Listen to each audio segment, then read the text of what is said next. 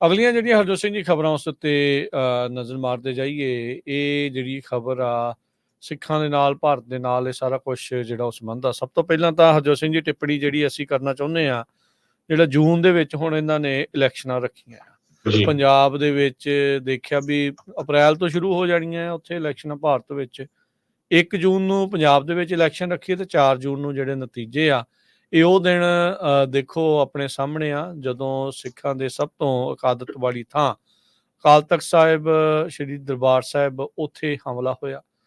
ਟੈਂਕਾਂ ਤੋਪਾਂ ਦੇ ਨਾਲ ਜਿਹੜਾ ਉੱਥੇ ਹਮਲਾ ਕੀਤਾ ਗਿਆ, ਕਿਸ ਤਰੀਕੇ ਦੇ ਨਾਲ ਉਹ ਜਿਹੜਾ ਕੋਹਰਾਮ ਜਿਹੜਾ ਮਚਾਇਆ ਗਿਆ, ਕਿੱਦੀ ਕਤਲੋਗਾਰਤ ਜਿਹੜੀ ਉਹ ਹੋਈ, ਉਹਨਾਂ ਦਿਨਾਂ ਦੇ ਵਿੱਚ ਇਹ ਜਿਹੜੇ ਇਲੈਕਸ਼ਨ ਦੇ ਦਿਨ ਪੰਜਾਬ ਦੇ ਵਿੱਚ ਰੱਖੇ ਗਏ ਆ। ਤੇ ਨਤੀਜੇ ਯਾਨੀ ਕਿ ਢੋਲ ਵੀ ਉਸ ਦਿਨ ਉੱਥੇ ਵੱਜਣਗੇ, ਪਟਾਕੇ ਵੀ ਚੱਲਣਗੇ, ਲੱਡੂ ਵੀ ਜਿਹੜੇ ਉਹ ਵੰਡੇ ਜਾਣਗੇ। ਕਿੱਡੇ ਤਰੀਕੇ ਦੇ ਨਾਲ ਉਹਨਾਂ ਦਿਨਾਂ ਦੀ ਮਹੱਤਤਾ ਨੂੰ ਘਟਾਉਣ ਦੀ ਜਿਹੜੀ ਕੋਸ਼ਿਸ਼, ਹੋਰ ਪਾਸੇ ਜਿਹੜੀ ਲੋਕ ਆ ਉਹਨਾਂ ਨੂੰ ਵਰਗਲਾਉਣ ਦੀ ਜਿਹੜੀ ਉਹ ਕੋਸ਼ਿਸ਼ ਆ। ਸੋ ਇਸ ਦਾ ਨੋਟਿਸ ਪਤਾ ਨਹੀਂ ਕਿਸੇ ਹੋਰ ਸੰਸਥਾਵਾਂ ਨੇ ਲਿਆ ਜਾਂ ਨਹੀਂ ਲਿਆ, ਪਰ ਇਹ ਬਹੁਤ ਇੱਕ ਮੰਦਭਾਗੀ ਜਿਹੜੀ ਇਹ ਗੱਲ ਆ ਵੀ ਸੋ ਕਾਲਡ ਡੈਮੋਕ੍ਰੇਸੀ ਦੇ ਵਿੱਚ ਉਹਨਾਂ ਨੇ ਡੈਮੋਕ੍ਰੇਸੀ ਦੇ ਨਾਂ ਦੇ ਉੱਤੇ, ਜਿੱਦਾਂ ਪੁਤਿਨ ਜਿੱਤੀ ਜਾਂਦਾ ਨਾ ਵੀ ਆਪਾਂ ਨੂੰ ਚੱਕਰ ਹੀ ਕੋਈ ਨਹੀਂ ਆ, ਵੀ ਉਸੇ ਤਰੀਕੇ ਦੇ ਨਾਲ ਆਪਾਂ ਦੇਖ ਰਹੇ ਹਾਂ ਵੀ ਉਹ ਦਿਨ ਇਹਨਾਂ ਨੇ ਪੰਜਾਬ ਦੇ ਵਿੱਚ ਚੁਣੇ ਆ ਜਦੋਂ ਸਭ ਤੋਂ ਜ਼ਿਆਦਾ ਕਹਿ ਲਓ ਵੀ ਪੀੜ ਵਾਲੇ ਜਿਹੜੇ ਉਹ ਦਿਨ ਹੁੰਦੇ ਆ। ਇਹ ਬੜਾ ਮੰਦਭਾਗਾ ਕੰਮ ਆ ਵੀ ਇਹਨਾਂ ਨੇ 1 ਜੂਨ ਨੂੰ ਉੱਥੇ ਇਲੈਕਸ਼ਨਾਂ ਤੇ 4 ਜੂਨ ਨੂੰ ਜਿਹੜੇ ਨਤੀਜੇ ਆ ਉਹ ਐਲਾਨਣ ਦੇ ਇਹ ਦਿਨ ਚੁਣੇ ਆ, ਜਦੋਂ ਦਰਬਾਰ ਸਾਹਿਬ ਦੇ ਉੱਤੇ, ਅਕਾਲ ਤਖਤ ਸਾਹਿਬ ਦੇ ਉੱਤੇ ਹਮਲਾ ਕੀਤਾ ਗਿਆ ਸੀਗਾ। ਜੀ, ਸੋ ਬਿਲਕੁਲ ਅਨਫੋਰਚੂਨੇਟ ਪਾਰਟ ਇਹ ਆ ਵੀ ਪੰਜਾਬ ਦੇ ਵਿੱਚ ਵੀ ਕੋਈ ਵੀ ਜਿਹੜੀ ਪੋਲੀਟੀਕਲ ਪਾਰਟੀ ਆ ਉਹ ਇਹਦੇ ਅਗੇਂਸਟ ਨਹੀਂ ਬੋਲੀ ਕਿ ਭਾਈ 4 ਜੂਨ ਨੂੰ ਤਾਂ ਸਾਡਾ ਜਿਹੜਾ ਆ ਦਰਬਾਰ ਸਾਹਿਬ ਤੇ ਢਹਿ ਕੀਤਾ ਗਿਆ ਸੀ, ਅਕਾਲ ਤਖਤ ਨੂੰ ਢਹਿ ਢੇਰੀ ਕਰਨਾ ਸ਼ੁਰੂ ਕੀਤਾ ਗਿਆ ਸੀ, ਹਜ਼ਾਰਾਂ ਦੇ ਕਰੀਬ ਜਿਹੜੇ ਸਾਡੇ ਸ਼ਰਧਾਲੂ ਸੀ ਉੱਥੇ ਉਹਨਾਂ ਦਾ ਕਤਲ ਕਰ ਦਿੱਤਾ ਗਿਆ। ਸੋ ਇਹ ਬੜਾ ਜਾਣ ਬੁੱਝ ਕੇ ਜਿਹੜੀਆਂ ਤਰੀਕਾਂ ਰੱਖੀਆਂ ਗਈਆਂ ਆ ਭਈ ਸਿੱਖ ਸਾਰੇ ਕਾਸੇ ਨੂੰ ਭੁੱਲ ਜਾਣ, ਵੋਟਾਂ ਦੇ ਚੱਕਰ 'ਚ ਉਦਣ ਭੰਗੜੇ ਪਾਈ ਜਾਣ। ਸੋ ਸਾਨੂੰ ਜਿਹੜਾ ਆ ਜਿੰਨੇ ਵੀ ਕੋਈ ਵੀ ਦਰਦ ਰੱਖਣ ਵਾਲਾ ਜਿਹੜਾ ਇਨਸਾਨ ਆ ਉਸ ਨੂੰ ਜਿਹੜਾ ਆ ਇਸ ਦਾ ਵਿਰੋਧ ਕਰਨਾ ਚਾਹੀਦਾ ਹੈਗਾ। ਅਗਲੀ ਖਬਰ ਵੱਲ ਚੱਲੀਏ। ਸਰੋਤਿਆਂ ਨੂੰ ਯਾਦ ਹੋਊਗਾ ਵੀ ਕੈਨੇਡਾ ਦੇ ਪ੍ਰਾਈਮ ਮਿਨਿਸਟਰ ਜਸਟਿਨ ਟਰੂਡੋ ਜਦੋਂ ਆਪਣੀ ਪਾਰਲੀਮੈਂਟ 'ਚ ਖੜਦੇ ਆ ਤੇ ਪਾਰਲੀਮੈਂਟ ਦੇ ਵਿੱਚ ਕੈਨੇਡਾ ਦਾ ਪ੍ਰਾਈਮ ਮਿਨਿਸਟਰ ਇਹ ਕਹਿੰਦਾ ਆ ਵੀ ਇੰਡੀਆ ਦੀ ਸਰਕਾਰ ਦੇ ਏਜੰਟਸ ਨੇ ਇੱਕ ਕੈਨੇਡੀਅਨ ਸਿਟੀਜ਼ਨ ਦਾ ਕਤਲ ਕੀਤਾ ਹੈਗਾ। ਪੂਰੀ ਦੁਨੀਆ ਦੇ ਵਿੱਚ ਉਹਦੀ ਜਿਹੜੀ ਆ ਹਾਹਾਕਾਰ ਮਚ ਗਈ ਸੀ। ਉਹ ਤੋਂ ਬਾਅਦ ਆਪਾਂ ਨੂੰ ਪਤਾ ਹੀ ਆ ਵੀ ਕੀ ਕੁਝ ਹੋਇਆ, ਡਿਪਲੋਮੈਟਸ ਦੋਨਾਂ ਕੰਟਰੀਆਂ ਵੱਲੋਂ ਕੱਢੇ ਗਏ, ਪਰ ਸਿਚੁਏਸ਼ਨ ਹਜੇ ਉਸੇ ਤਰ੍ਹਾਂ ਆ।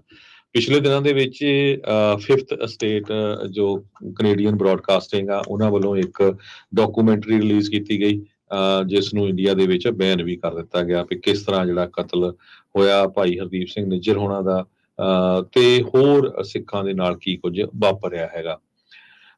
ਇਸੇ ਤਰ੍ਹਾਂ ਅਮਰੀਕਾ ਦੇ ਵਿੱਚ ਅਮਰੀਕਾ ਵਾਲਿਆਂ ਨੇ ਪੂਰਾ ਐਕਸਪੋਜ਼ ਕੀਤਾ ਵੀ ਕਿਸ ਤਰ੍ਹਾਂ ਇੱਕ ਗੁਪਤਾ ਨਾਮ ਦੇ ਬੰਦੇ ਨੂੰ ਜੋ ਅਮਰੀਕਨ ਸਿਟੀਜ਼ਨ ਨੂੰ ਕਤਲ ਕਰਨ ਦੀ ਕੋਸ਼ਿਸ਼ ਕਰ ਰਿਹਾ ਸੀ ਉਸ ਨੂੰ ਚੈਕੋਸਲੋਵਾਕੀਆ ਦੇ ਵਿੱਚ ਅਰੈਸਟ ਕਰ ਲਿਆ ਗਿਆ ਹੈਗਾ, ਉਹਨੂੰ ਐਕਸਟ੍ਰਾਡਾਈਟ ਕਰਨ ਦੀ ਕੋਸ਼ਿਸ਼ ਕੀਤੀ ਜਾ ਰਹੀ ਹੈ।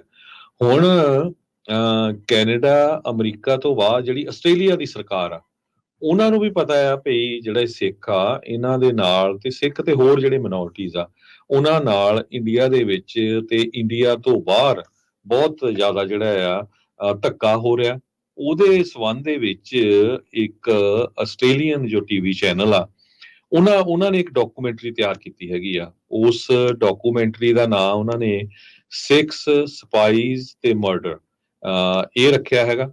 ਸੋ ਇਸ ਡਾਕੂਮੈਂਟਰੀ ਨੂੰ ਉਹ ਇਸ ਵੀਰਵਾਰ ਨੂੰ 21 ਮਾਰਚ ਨੂੰ 8 ਵਜੇ ਜੋ ਆਸਟ੍ਰੇਲੀਆ ਦਾ ਟਾਈਮ ਆ ਉਸ ਟਾਈਮ ਦੇ ਉੱਤੇ ਪੂਰੀ ਦੁਨੀਆ ਨੂੰ ਦਿਖਾਲਣਗੇ।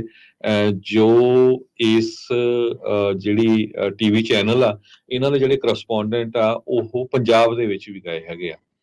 ਪੰਜਾਬ ਉਹਨਾਂ ਦਾ ਵਾਨੀ ਦਿਆਸ ਕਰਕੇ ਕਰਸਪੋਂਡੈਂਟ ਆ, ਉਹ ਪੂਰਾ ਪੰਜਾਬ ਉਸਨੇ ਵਿਜ਼ਿਟ ਕੀਤਾ, ਉੱਥੇ ਜਾ ਕੇ ਦੇਖਿਆ ਵੀ ਕਿਸ ਤਰ੍ਹਾਂ ਜਿਹੜੀ ਸਿੱਖਾਂ ਦੀ ਹੋਮਲੈਂਡ ਆ ਉੱਥੇ ਉਹਨਾਂ ਦੇ ਨਾਲ ਜਿਹੜਾ ਧੱਕਾ ਹੁੰਦਾ, ਬਾਹਰ ਕਿਸ ਤਰ੍ਹਾਂ ਹੁੰਦਾ।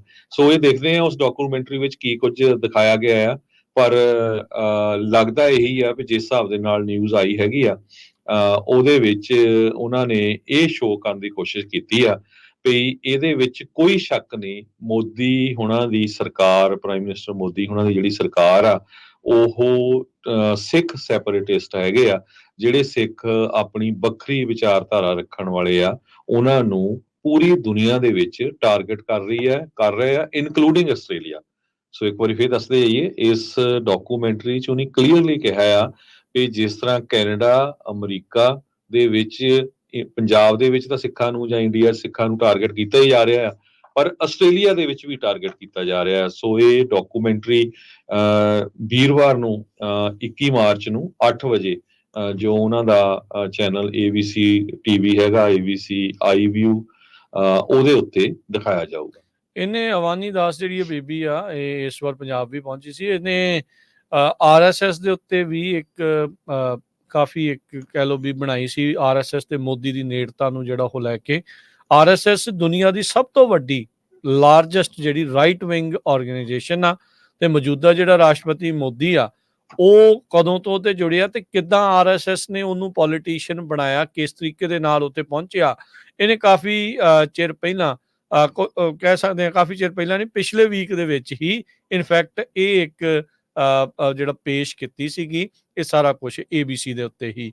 ਸੋ ਉਹ ਵੀ ਜਿਹੜੀ ਉਹ ਸੁਣਨ ਲਾਇਕ ਹੈਗੀ ਆ। ਸੋ ਉੱਥੋਂ ਕਲੀਅਰਲੀ ਪਤਾ ਲੱਗਦਾ ਹੈ ਵੀ ਰਾਈਟ ਵਿੰਗ ਦਾ ਇਨਫਲੂਐਂਸ ਕਿਸ ਤਰੀਕੇ ਦੇ ਨਾਲ ਮੋਦੀ ਦੇ ਉੱਤੇ ਆ, ਤੇ ਮੋਦੀ ਦੇ ਵਿੱਚ ਕਿੱਦਾਂ RSS ਕਹਿ ਲਓ ਵੀ ਨਾਲ ਜੁੜੀ ਪਈ ਆ, ਤੇ ਉਹਨੂੰ ਕਿੱਦਾਂ ਮੈਨੇਜ ਕਰਕੇ ਉਹਨੇ ਇੱਥੇ ਤੱਕ ਇਹ ਪਹੁੰਚਾਇਆ ਆ।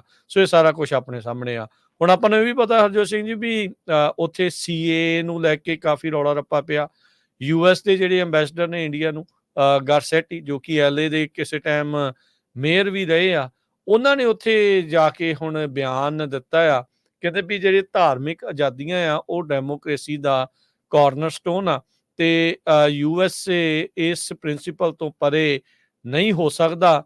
ਇਸ ਚੀਜ਼ ਨੂੰ ਲੈ ਕੇ CAA ਦੇ ਉੱਤੇ ਉਹਨਾਂ ਦੀ ਜਿਹੜੀ ਟਿੱਪਣੀ ਨੂੰ ਲੈ ਕੇ ਰਿਕ ਗਾਰਸੈਟੀ ਦੀ ਉੱਥੇ ਖਲਬਲੀ ਜਿਹੜੀ ਆ ਕਹਿ ਲਓ ਵੀ ਮਚੀ ਆ, ਧੜਥੱਲੀ ਮਚ ਗਈ ਆ ਵੀ ਹਾਏ ਹਾਏ ਰਿਕ ਗਾਰਸੈਟੀ ਨੇ ਕੀ ਜਿਹੜਾ ਆ ਉਹ ਸਾਨੂੰ ਜਿਹੜਾ ਉਹ ਕਹਿ ਦਿੱਤਾ, ਜਦੋਂ ਕਹਿੰਦੇ ਵੀ ਤੁਸੀਂ ਆਪਣੇ ਪ੍ਰਿੰਸੀਪਲਸ ਨੂੰ ਛੱਡ ਨਹੀਂ ਜਿਹੜਾ ਹੋ ਸਕਦੇ। ਸੋ ਜੇ ਤੁਸੀਂ ਦੇਖੋ ਉੱਥੇ ਦੀਆਂ ਸਾਰੀਆਂ ਜਿਹੜੀਆਂ ਅਖਬਾਰਾਂ ਆ, ਉਹ ਐਰਿਕ ਗਾਰਸੈਟੀ ਨੂੰ ਭੰਡਣ ਦੇ ਵਿੱਚ ਲੱਗੀਆਂ ਵੀ ਤੁਸੀਂ ਪਹਿਲਾਂ ਆਪਣੀ ਜਿਹੜੀ ਉਹ ਦੇਖੋ, ਸਾਨੂੰ CAA ਤੇ ਸਮਝਾਉਣ ਦੀ ਜਿਹੜੀ ਉਹ ਕੋਸ਼ਿਸ਼ ਨਾ ਕਰੋ।